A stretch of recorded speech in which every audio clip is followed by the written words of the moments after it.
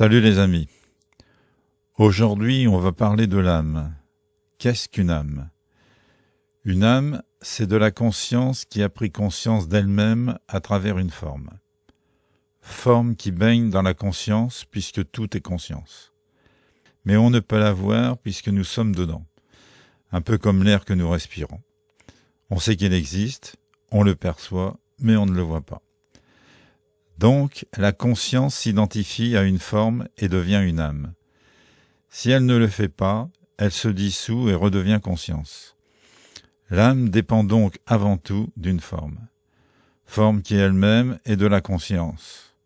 La forme est une idée qui s'est imprimée dans la conscience, conscience qui est comme une sorte de film négatif.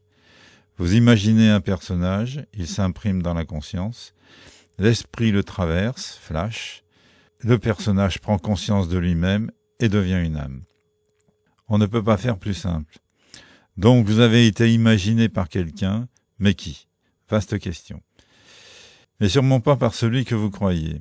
Pour terminer, ajoutons que la conscience universelle, qui contient l'univers multiple, je reviendrai plus tard sur cette notion, est consciente d'elle-même et peut apparaître à certains sous l'aspect qui lui convient le mieux. Marie, Kali, Dame Blanche, etc.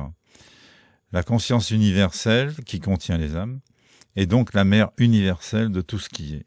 Pour résumer, pas de forme, pas d'âme, pas d'idée, pas de forme. Des questions, les amis ? C'était la fille du Père Noël, j'étais le fils du Père